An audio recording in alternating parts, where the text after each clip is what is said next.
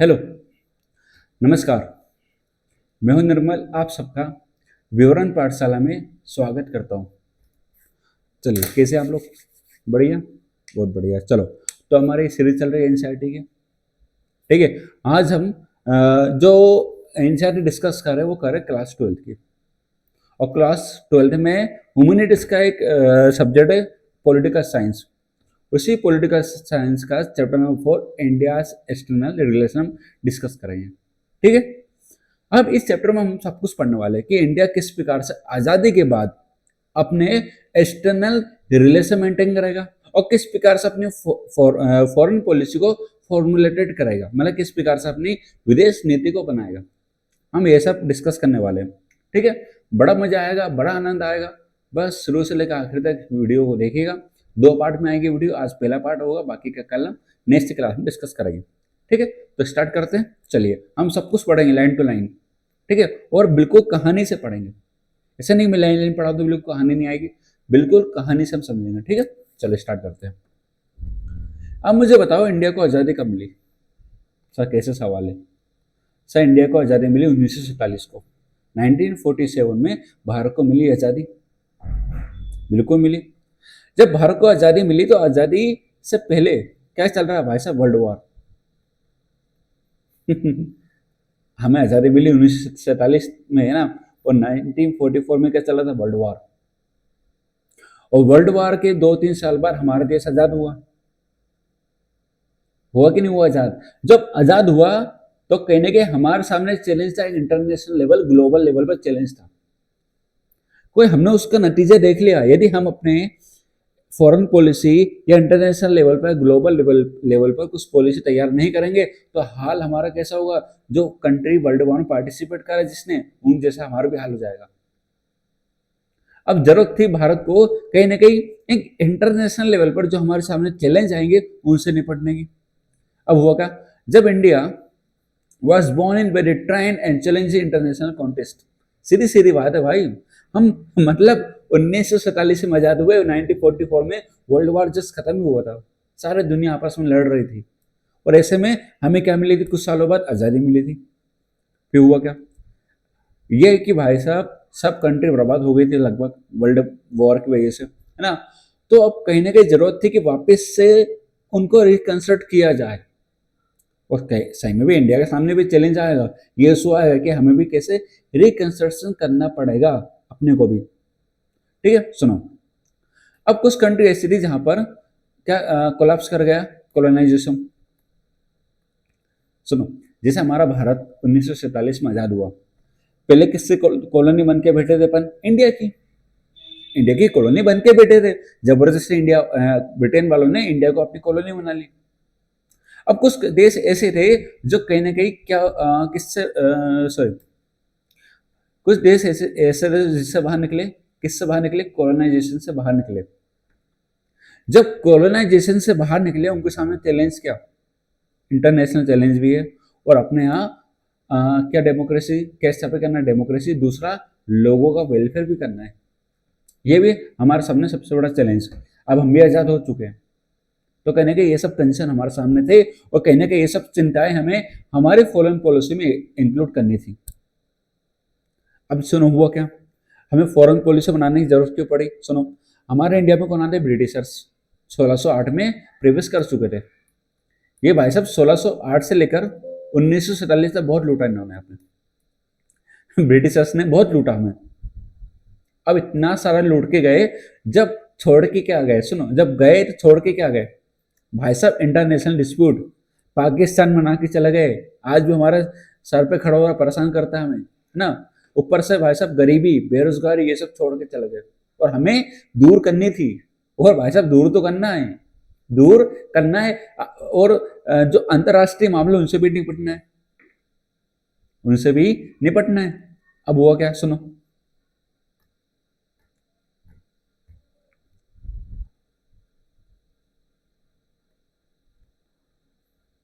एक सेकेंड रुकिएगा। हाँ, चलो। अब इंडिया कहने के आज़ाद हुआ था जस्ट वर्ल्ड वॉर के बाद। जैसे वर्ल्ड वॉर खत्म हुआ, इंडिया आज़ाद हुआ था।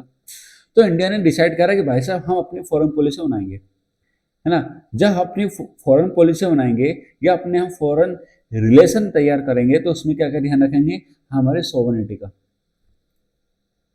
ऐसा हम अपनी सोवरेनिटी को खुद मेंटेन करेंगे, वो भी शांति के साथ, वो भी शांति के साथ। मतलब हम किसी भी प्रकार की लड़ाई नहीं चाहते हैं, हम अपनी सोवरेनिटी को खुद स्थापित करेंगे, वो भी शांति के साथ। सर सोवरेनिटी क्या होती है, मतलब हम अपने फैसले खुद लेंगे, हम किसी के भरोसा नहीं बैठने वाले, और ना हम किसी देश के साथ जाएंगे, ना हम किसी ग्रुप के साथ जाएंगे। अभी मैं बताऊंगा आपको, सोवरेनिटी यानी हम अपने फैसले खुद ले सकते हैं, हम किसी और के ऊपर डिपेंड नहीं होना चाहते हैं। ठीक है, हुआ क्या, just as both internal and external factor guide the behavior of individual or family, both domestic and international environment influence the foreign policy of a nation। सुनो, जैसे हमारा परिवार हो या हम खुद हो, हमारे इंटरनल या एक्सटर्नल फैक्टर्स डिपेंड करता है हमारे बिहेवियर को, हमारे व्यवहार को। ऐसे देश के साथ भी है, देश के अंदर क्या चल रहा है और देश के बाहर हमें क्या पॉलिसी रखनी है, ये सब कहाँ लिखा रहता है, फॉरेन पॉलिसी के अंदर। मतलब सुनो, देश के अंदर क्या एनवायरमेंट है और देश के बाहर कैसा एनवायरमेंट हमारा रहेगा, ये सब कैसे डिसाइड होगा, फॉरेन पॉलिसी की वजह से। सुनो, अभी सुनते जाओ, चैप्टर में मजा आएगा, अभी बहुत मजा आने वाला है ना। फिर भैया अब सुनो, कुछ देश बेचारे नए नए बने थे तो हम उनको क्या कहेंगे, डेवलपिंग कंट्रीज। कुछ देश आजाद हुए, नए नए थे, नए नए हैं तो उनको हम लोग क्या कहेंगे, डेवलपिंग कंट्रीज कहेंगे। क्या बताओ मुझे, कोई देश नया बनता है तो उसको भर भर के रिसोर्स है क्या, नहीं होते भाई साहब, स्टार्टिंग में नहीं होते। उसके उनको क्या जरूरत थी, रिसोर्सेस की जरूरत थी, कमी थी उनके पास भाई साहब, है ना। तो कहने के एक, अब वो बताओ मुझे कहाँ जाएंगे, अंतरराष्ट्रीय स्तर पर जाएंगे, क्या मांगने, रिसोर्स मांगने।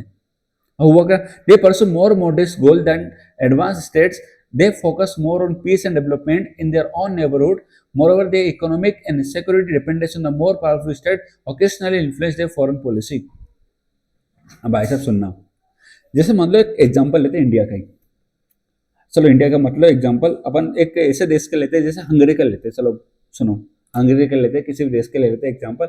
अब नया नया देश बना, उसके पास नहीं है बिल्कुल भी रिसोर्स, तो मुझे बताओ किसके पास जाएगा रिसोर्स मांगने, भैया उनके पास जाएगा ना जो जिनके पास ऑलरेडी सरप्लस रिसोर्स है, उनसे मांगेगा। कहीं ना कहीं हो सकता है कि उनसे रिसोर्स मांगे, और मांगने के लिए एक पॉलिसी तैयार करेगा, और कैसे उसको रिलेशन रखने उनके साथ, उसको कहाँ ऐड करेगा, अपनी फॉरेन पॉलिसी में, क्योंकि उसके पास क्या नहीं है, रिसोर्स नहीं है, और रिसोर्स की उसको जरूरत है। अब उसको कैसे व्यवहार रखना है बाकी देश के साथ, वो किस में लिखेगा, अपनी फॉरेन पॉलिसी में। वो क्या, in period immediately after second world war many developing nations choose to support the foreign policy preference to powerful countries who were given them aid or credit। सुनो, अब कुछ देश, मतलब जैसे वर्ल्ड वॉर खत्म हुआ, वर्ल्ड वॉर खत्म होने के बाद जो छोटे मोटे देश थे उन्होंने बोला कि एक काम करो, अपन ऐसी फॉरेन पॉलिसी तैयार करेंगे जिसमें हम कहीं ना कहीं जो पावरफुल नेशन उनको सपोर्ट ले सके, उनका सपोर्ट ले सके। मैं बाकी दुनिया के देशों की बात कर रहा हूँ, बाकी तो सॉरी बाकी जो देश है इस दुनिया के, मतलब उनकी बातें कर रहा हूँ मैं। नए नए उभर के आए, ठंडे पड़ चुके हैं, अब कहीं ना कहीं एक जोश जगाने वाला एक चाहिए, माई बाप चाहिए। माई बाप कौन है अभी बताओ, कौन है माई बाप अपना, अरे अपना नहीं, उनका जो वर्ल्ड वॉर के बाद निकल के आ रहे हैं, यूएसए, यूएसए और यूएसएसआर, ये तो डेवलप नेशन है इस समय। तो अपने फॉरेन पॉलिसी में मतलब इस तरह से बनाएंगे ये कि ये इनको हेल्प मिले बार बार, किससे, यूएसए से और यूएसएसआर से, यानी सोवियत यूनियन से। ठीक है, चलो भाई साहब बहुत बढ़िया। तो मैंने बता चुका हूं, दो क्लियर कैंप हैं यहाँ पर, कौन कौन से,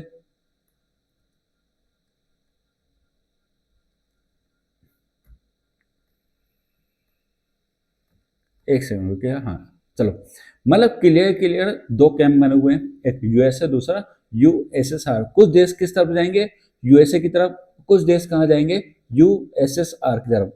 और इन दोनों के बीच लगातार क्या चला था बताओ मुझे, कोल्ड वॉर चला नहीं चला था, सुपर पावर के लिए भाई साहब, मैं पावरफुल, वो बोले अरे भैया मैं हूँ, वो बोले अरे भाई साहब मैं हूँ, वो बोले अरे नहीं नहीं मैं हूँ।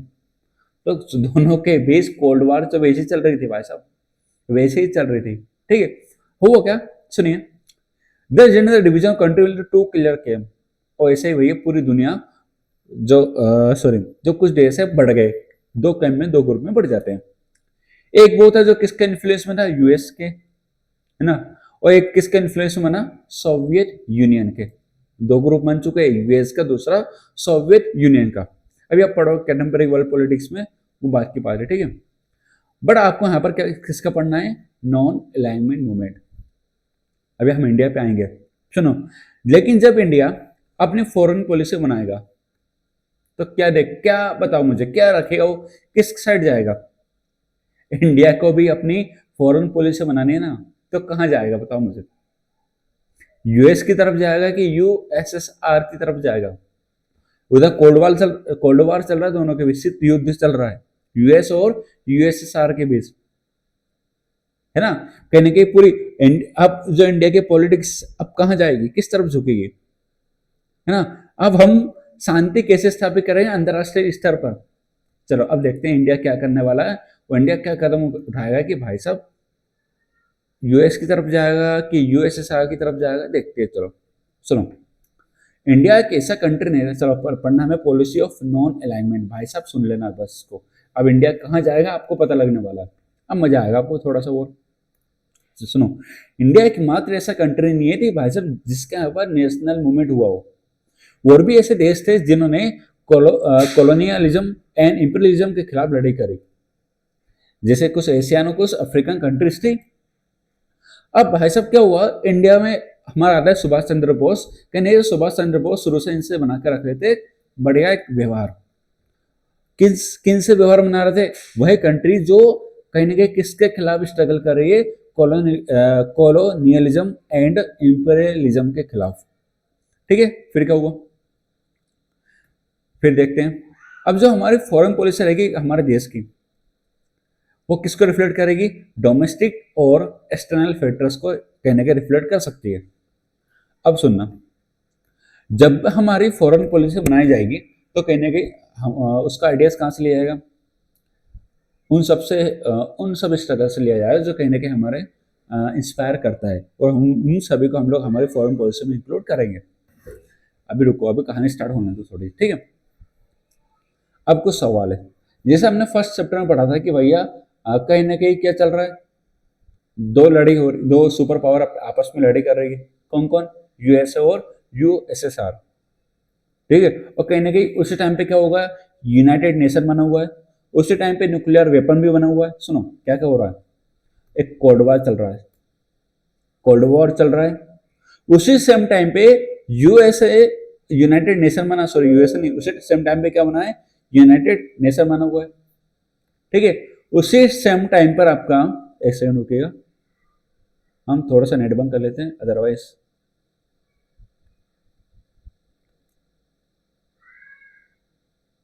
हाँ चलो। वो उसी सेम टाइम पे सब लोग कौन सी रेस में लगे हुए हैं, न्यूक्लियर वेपन की रेस में लगे हुए हैं।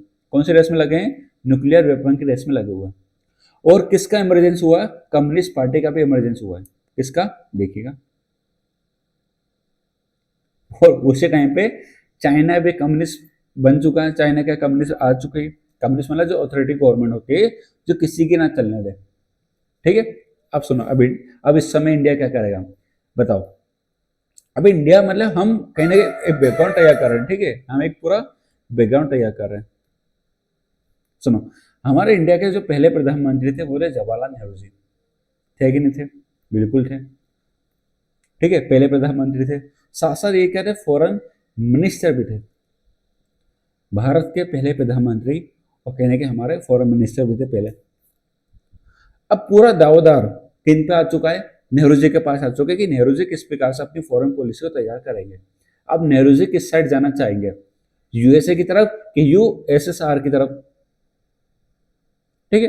अब जब नेहरू जी अपनी फॉरेन पॉलिसी बनाते हैं तो नेहरू जी तीन बातों का विशेष रूप से ध्यान रखते हैं। नेहरू जी बोलते हैं कि भैया मुझे ज्यादा से ज्यादा सोवरेनिटी पे ध्यान देना है। क्या, किस पे ध्यान देना है, ज्यादा से ज्यादा सोवरेनिटी पे ध्यान देना है। दूसरा, मुझे अपने टेरिटोरियल इंटीग्रिटी को बचा के भी रखना है। मतलब सुनो, मेरा आसपास जो जो कंट्री है, जो जो मेरे पड़ोसी है, उनके साथ बाउंड्री को लेकर या फिर टेरिटोरियल रूप से मैं अपने संबंध अच्छा रखूंगा और साथ में ही इकोनॉमिक डेवलपमेंट भी करूंगा। सुनो, नेहरू जी ने अपनी फॉरेन पॉलिसी में बेसिक चीजें क्या ऐड करा? सोवनिटी। भाई साहब, मैं किसी के ऊपर डिपेंड नहीं होना चाहता हूँ, मैं अपने फैसले खुद लूंगा और अपने इंडिया की सोवनिटी को ज्यादा से ज्यादा बढ़ाऊंगा। दूसरा, टेरिटोरियल इंटीग्रिटी, मतलब कोई मेरी बाउंड्री के अंदर मुझे इंडिया को कोई नुकसान ना पहुंचाए, इसका मैं सम्मान करूंगा, सॉरी मतलब इसका मैं ध्यान रखूंगा। साथ साथ इकोनॉमिक डेवलपमेंट ज्यादा से ज्यादा हो। लेकिन नेहरू जी का मानना है कि देखो, हम ये सब अचीव कब कर पाएंगे? लोगों ने पूछा कब कर पाओगे? हम जब ऐसे तभी कर पाएंगे जब हम कैसे रहेंगे? Non alignment. लोग सुन के हैरान, क्या कहने की कोशिश क्या कर रहे हो आप नेहरू जी, बताओ। नेहरू जी ने साफ कहा, सुनो, मैं किसी भी मिलिट्री अलायंस की तरफ नहीं जाऊंगा। नेहरू जी ने साफ बोल दिया कि किसी भी मैं किसी भी मिलिट्री अलायंस लाइक यूएसए और यूएसएसआर की तरफ नहीं जाऊंगा। ना ही मैं किसी ग्रुप से जुड़ने वाला हूं, ना ही किसी देश की तरफ झुकने वाला हूं। बस, पुष्पराज झुकेगा नहीं ना? हाँ, बिल्कुल नहीं झुकेंगे। अब सुनो क्या होगा फिर। They were course party and a group in the country that believed that India should be more friendly with the bloc led by US because that bloc claimed to pro democracy. लेकिन भैया कुछ नेता है India के और कुछ लोग है ये मान रहे हैं कि भाई साहब इंडिया को किस तरफ जाना चाहिए? यूएस की तरफ। तो यूएस एक ऐसा ग्रुप है जो कहीं ना कहीं किसके बारे में बात करता है? डेमोक्रेसी। और अपन भी डेमोक्रेटिक कंट्री है। ये भी किसकी बात करता है? डेमोक्रेसी की। अपन भी डेमोक्रेटिक है। फिर भैया क्या हुआ? जैसे भीमराव अम्बेडकर है ना, जैसे हमारे कुछ नेता है जैसे भीमराव अम्बेडकर, ये भी बोलते हैं, है ना, और कुछ बोलते हैं कि इंडिया को फॉलो करना चाहिए प्रो यूएस फॉरेन पॉलिसी को। भारतीय जनसंघ, स्वतंत्र party, but Nehru process consider way leave in formulating the foreign policy. लेकिन नेहरू जी ने किसी की नहीं सुनी। नेहरू जी का साफ साफ कहना है, भैया मैं तो रहूंगा न्यूट्रल, बिल्कुल बिल्कुल रहूंगा, मुझे नहीं मतलब, न यूएस से मतलब है न यूएसएसआर से मतलब है। मैं अपनी फॉरेन पॉलिसी में ये नहीं देखूंगा कि मुझे किस तरफ जाना है। मैं अपनी फॉरेन पॉलिसी में अपने आप को क्या रहूंगा? नॉन अलाइनमेंट रहूंगा। ठीक है, चलो बहुत। फिर सुनो, अब सुनो, इतना समझ में आ गया ना क्या चल रहा है कहानी? जो फॉरेन पॉलिसी रहेगी इंडिपेंडेंट इंडिया की, कहीं ना कहीं उनका मानना है कि हमें यदि शांति चाहिए पूरी दुनिया में यदि पूरी दुनिया से शांति चाहिए तो हमें कैसे पॉलिसी अपनानी है? Non alignment. By reducing the cold war tension and by contributing human resource to the UN peacekeeping operation. ठीक है, you might ask why India did not join other of two came during cold war era. जब भाई साहब USA और USSR की लड़ाई चल रही है, कोल्ड वॉर चल रहा है, सिद्ध युद्ध चल रहा है, तो इंडिया ने किसी ग्रुप को ज्वाइन क्यों नहीं किया? बताओ। कोई भाई साहब इंडिया इन सबसे दूर रहना चाहता है, इंडिया दूर रहना चाहता है। सुनो सुनो सुनो, अब मैं आपको एक प्रैक्टिकल बात बताता हूँ। यदि इंडिया यूएस की तरफ जाए तो उसका दुश्मन कौन बन जाएगा? इंडिया का यूएसएसआर बन जाएगा। यदि मान लो यूएसएसआर की तरफ जाएगा तो इंडिया का दुश्मन कौन बन जाएगा? यूएसए बन जाएगा। और मान लो किसी ने एक ने भी सपोर्ट खींच लिया तो दूसरा आ गया क्या इंडिया के साथ? सीधी सीधी बात है। देखो, जैसे यूएसए दो ग्रुप बने थे, एक बना था यूएसए का नाटो और एक होता वार्सो पैक्ट, जो किसने किया था? यूएसएसआर में। ना तो इंडिया नाटो में गया और ना इंडिया किस में गया? वार्सो पैक्ट में। इंडिया ने अपने आप को क्या रखा? बिल्कुल न्यूट्रल रखा। अब कहीं ना कहीं बैलेंस बनाना थोड़ा सा मुश्किल रहा। अब हुआ क्या? बैलेंस बनाना भी मुश्किल हो रहा है। इंडिया बोल रहा है भैया मैं तो न्यूट्रल हूं, मैं नहीं जाऊंगा किसी की तरफ। नेहरू ने क्लियर कर दिया, अपन नहीं जाएंगे भैया, ना नाटो में जाएंगे ना वार्सो में जाएंगे। अब हुआ क्या? बड़ी बड़ी बातें तो करी अपन ने, लेकिन थोड़ा सा बैलेंस बनाना मुश्किल हो गया इंडिया के लिए। हुआ क्या? 1956 में ब्रिटेन ने अटैक कर दिया इजिप्ट पर, सुएज कैनाल के विवाद पर। इंडिया चिल्ला चिल्ला के बोला, अरे ब्रिटेन तुमने जो किया गलत किया है, तुम्हें अटैक नहीं करना चाहिए था, ये वो फलाना ठिकाना, चार पांच बातें हुई। लेकिन सुनो, जब यूएसएसआर ने हंगरी पर अटैक किया, इंडिया कुछ नहीं बोला। जब ब्रिटेन ने इजिप्ट पर अटैक किया, इंडिया बोला। जब यूएसएसआर ने हंगरी पर अटैक किया, इंडिया कुछ नहीं बोला। बस क्या, अब लोग कहीं ना कहीं शक की निगाहों से इंडिया को देखने लगेंगे। हो गई यार। हैं? जैसे मतलब जैसे कोई लड़ाई चल रही है, तुम बोले नहीं भैया मैं तो किसी तरफ नहीं बोलूंगा, उसने किसी और को मार दिया, और एक ग्रुप था उसने मार दिया, और जो पहले जिसने मारा था तुम बोलने लग गए दूसरे को मार, तुमने कुछ नहीं बोला। ये तो क्या हुआ, पक्षपात हुआ ना, डिस्क्रिमिनेशन हुआ, भेदभाव हुआ। है तो व्यवहारिक रूप से क्या कर रहे हो तुम, भेदभाव ही कर रहे हो। India did an independent and stand of various international issue and could get aid assistance member of both bloc। चलो भाई साहब, इंडिया ने सो न्यूट्रल रहो, दोनों साइड से बढ़िया खाएंगे ना। हाँ। While India was trying to convince the other developing countries about the policy of non-alignment, अब इंडिया लगा है, इंडिया बोल रहा सबसे देखो तुम इधर आओ, अभी तुम नए नए आए हो मार्केट में, सभी देश से बोल रहा है अभी तुम नए नए आए हो मार्केट में, तो एक काम करो हमारे साइड जाओ। कौन सी साइड? अरे नॉन अलाइनमेंट की तरफ आओ ना भाई साहब, अपन छोटे मोटे देश है यार। सुनो, यूएसए और जैसे एग्जांपल समझो, एक चक्की, अपन गेहूं जैसे हैं भाई साहब, ऊपर का जो चक्की का हिस्सा है वो कौन है? यूएसए। नीचे का हिस्सा कौन सा है? यूएसएसआर का। अपन गेहूं पिस जाएंगे, दूर रहो दोनों से। पाकिस्तान को भी कहता है समझाना, इंडिया नहीं माना, वो तो चला गया यूएस की तरफ, है ना। लेकिन अब यूएस से थोड़ा सा नाराज हो गया बेचारा इंडिया से। इंडिया ने कोई सा ग्रुप ज्वाइन नहीं करा तो यूएस क्या हुआ है, नाराज। मुंह फुला लिया उसने तो कि भाई साहब आ जाओ यार, क्यों नहीं आ रहा हूँ। बिल्कुल खुश नहीं था। कौन नहीं था खुश यहाँ पर? यूएसए बिल्कुल भी मतलब खुश नहीं था। किसके फैसले से? इंडिया के फैसले से। अब सुनो, आगे बढ़ते हैं, कहानी को आगे बढ़ाते हैं बिल्कुल प्यार से। तो कहीं ना कहीं दोनों के रिलेशन थोड़ा सा खराब हुआ, इंडिया और यूएस के, है ना। और थोड़ा सा यूएसए ने बोला यार मैं नाराज हूं तुमसे, तुम कहीं ना कहीं किसी तरफ जा रहे हो, यूएस की तरफ जा रहे हो, यूएसएसआर की तरफ जा रहे हो। ठीक है। जब हमने, अब सुनो, यूएसए को लगा क्यों ऐसा कि हम यूएसएसआर की तरफ है, हमने उसका एक कॉन्सेप्ट बनाया, 5 ईयर प्लान। 5 ईयर प्लान किसका था? यूएसएसआर का। हमने अपना लिया, मुंह फुला लिया किसने? यूएसए ने।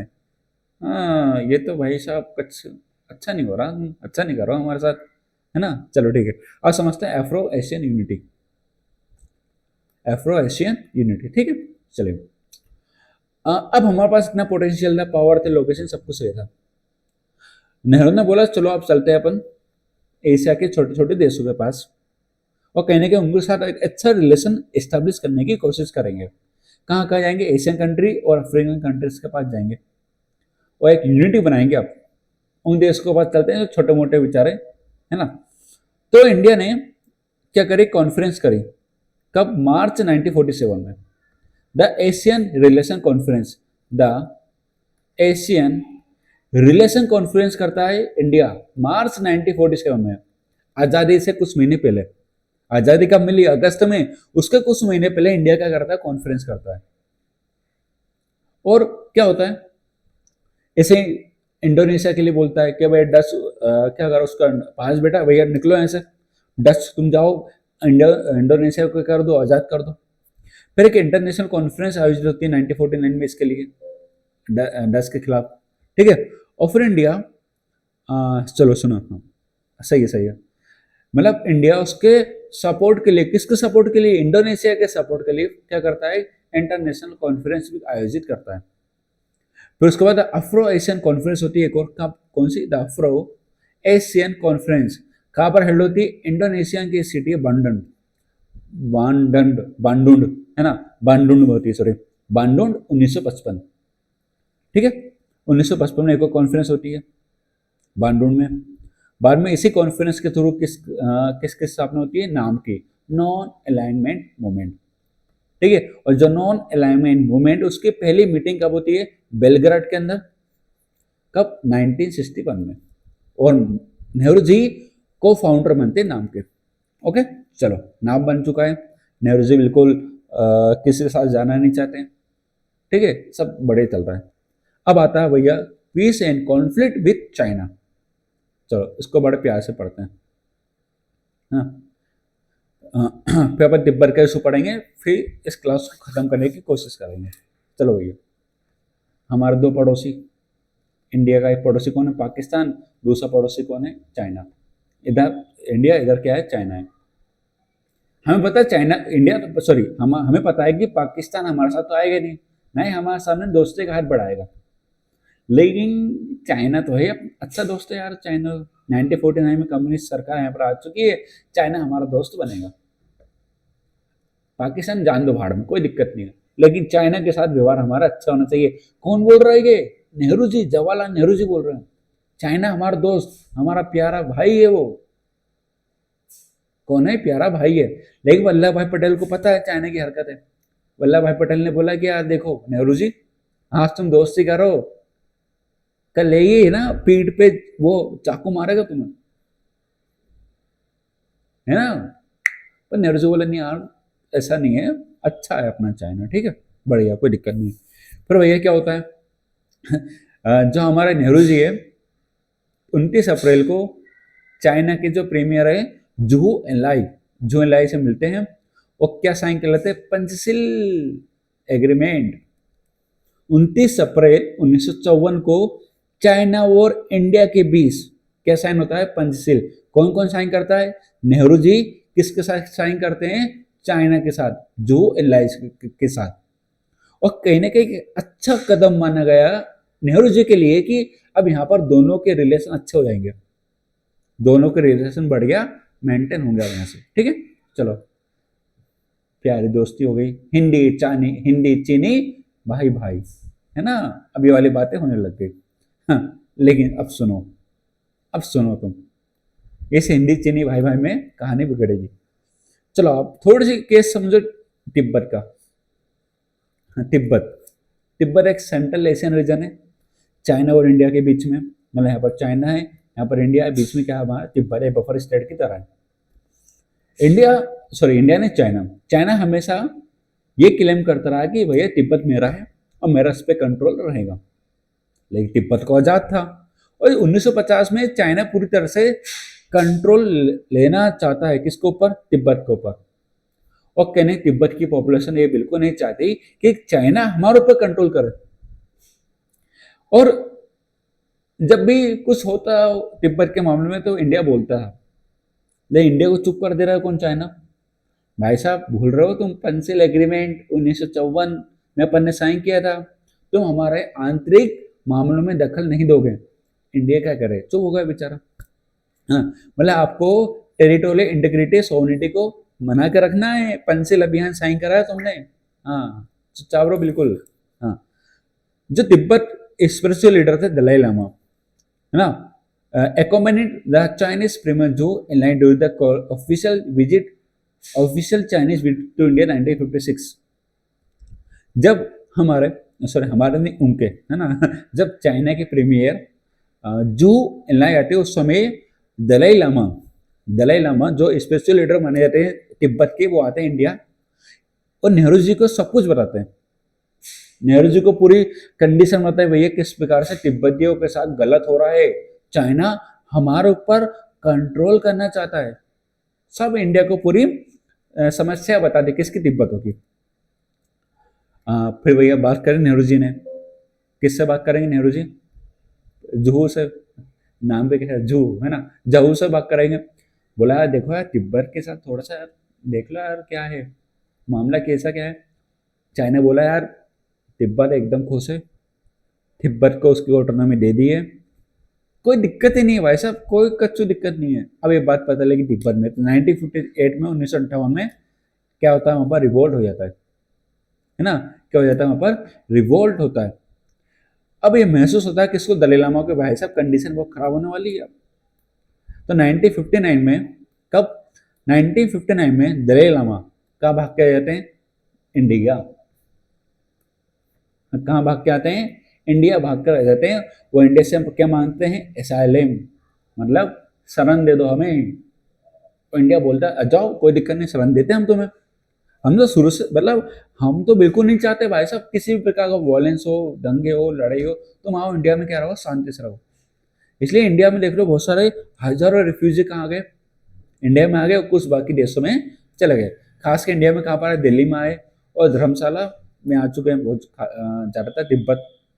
अब बताओ मुझे, चाइना को एक बार पसंद आ गई, चाइना बड़ा खुश होगा। देखो दलाई लामा इंडिया गया, इंडिया ने उसको एक्सेप्ट भी कर लिया, खुश हो गए। अरे चाइना का दिमाग खराब हो गया, चाइना का दिमाग खराब। और चाइना बोले अब रुको, तुम कैसे इंडिया गए, हम दोनों को सबक सिखाएंगे, तुम्हें भी और इंडिया वाले को भी। बढ़िया बोलते हैं इंडिया इंडिया चीनी भाई भाई, है ना। अब देखो तुम क्या होता है, बस अब सुनो तुम, अब इंडिया क्या निकालेगा, है ना। अब चाइना क्या करेगा, इंडिया नहीं सॉरी चाइना क्या करेगा। अब पहले एक मैप को समझो, ये मैप है मेरे सामने, इसको समझो। ये है अक्साई चीन, ये दिख रहा है आपको, ये लेह, दमचोक, और इधर जाओ एलोंग, दवांग, अलोंग, डोंग। ये कौन सा पार्ट है, अरुणाचल प्रदेश वाला। ये कौन सा पार्ट है आपका, लद्दाख वाला पार्ट है, लेह लद्दाख वाला पार्ट है, ठीक है। चलो अब मैंने आपको क्या बताया, सुनो। कुछ न्यूज़पेपर की कटिंग देख लो एक बार, देख ली। चलो, India troop file back in Nepal and Ladakh, 2 lakh हम जब post abandoned, Chinese advance force at heavy cost. अरे ये क्या हो रहा सर, ये क्या बोल रहे हो आप, कि लड़ाई वड़ी चल रही क्या लड़ी तो चलेगी अब। हिंदी चीनी बाय बाय, नेपाल लद्दाख क्षेत्र में एक साथ भीषण आक्रमण, है ना। बस अब सुनो तुम क्या होने वाला है, चाइना इन्वेशन 1962। क्योंकि चाइना के दिमाग खराब, दलाई लामा इंडिया में कैसे आ गया, दलाई वो इंडिया ने उसको शरण कैसे दे दी, है ना। अब वो पढ़ना में, ठीक है। देखो हो क्या रहा था, दो डेवलपमेंट स्टैंड लीडर चाइना ने किसको कब्जा ले लिया, तिब्बत के ऊपर कब्जा कर लिया, और एक हिस्टोरिकल बफर हटा दिया कहीं ना कहीं दो कंट्रीज के बीच। लेकिन सरकार ने, जो भारत की सरकार है, नेहरू जी ने उसको अपन अपोज नहीं किया, मतलब खुल के नहीं बोला कि चाइना ने गलत किया, खुल के नहीं बोले। कहीं ना कहीं हमारे मन में उस समय थोड़ा सा डर था। जब हमारे पास ज़्यादा information about suppression Tibet culture, the Indian government grew uneasy. लेकिन हमें जब पता लगा इंडिया को कि यार कहीं ना कहीं तिब्बतियों के साथ गलत हो रहा है, तिब्बतियों का कल्चर दबाया जा रहा, तो इंडिया थोड़ा सा खुला। जो तिब्बत के स्पिरिचुअल लीडर दलाई लामा, उन्होंने पॉलिटिकल एसाइलम मांगी और इंडिया ने उसको दे भी दी। फिर यहीं से थोड़े बाउंड्री को लेकर विवाद होते हैं, किसके बीच, चाइना और इंडिया के बीच। हाँ, अब होता क्या है, इंडिया और चाइना की बाउंड्री तय कर गए थे ब्रिटिशर्स। जब अंग्रेज थे तो क्लियर बाउंड्री तय करके गए थे, मैकमोहन लाइन तय करके गए थे इंडिया और चाइना के बीच। अब चाइना बोला कि भैया कौन ब्रिटेन कौन, मैं नहीं मानता किसी बाउंड्री को। हाँ, अब उनका फैसला हमारे ऊपर कोई लागू नहीं होगा। तो अब यहाँ से विवाद विवाद उत्पन्न हो गए वेस्ट और ईस्ट बाउंड्री को लेकर। सुनो, जैसे मैं आपको बताता हूँ, जैसे एक एरिया अक्साई चीन जो कहाँ पर लद्दाख में, और एक एरिया आपका अरुणाचल प्रदेश नेपाल वाला। चलो मैप में आ रहा है, थोड़ा सा मैप में देखो, वही मैप में लाओ, मैप में ले आओ, मैप लाओ, मैप लेकर आओ, वापस लेकर आओ, नीचे चलो। चलो आप जहाँ इंडिया सॉरी जहाँ ब्रिटेन ब्रिटेन पूरी बाउंड्री क्लियर करके गया था, अब चाइना उसको मानने से मना कर रहा है। चाइना से मना कर दिया, भैया कौन ब्रिटेन, मैं किसी भी बाउंड्री को नहीं मानता हूं। अब ये वाला जो पार्ट दिख रहा है आपको, ये वाला जो पार्ट दिख रहा है, अरे यार ये वाला जो पार्ट दिख रहा है, नहीं दिख रहा होगा ना, एक ये वाला पार्ट आपको दिख रहा होगा। इन दोनों को लेकर क्या हो रहा है, विवाद हो रहा है इंडिया और चाइना के बीच। लेकिन विवाद की शुरुआत कौन करेगा, चाइना। भाई क्लियर बाउंड्री बना के गए, ये अक्साई नेफा वाला area, Arunachal Pradesh, north eastern मैं बताऊंगा फ्रंटियर एजेंसी क्लियर करके गए, लेकिन कौन नहीं मानेगा इसको, चाइना मानने से इसको मना कर देगा।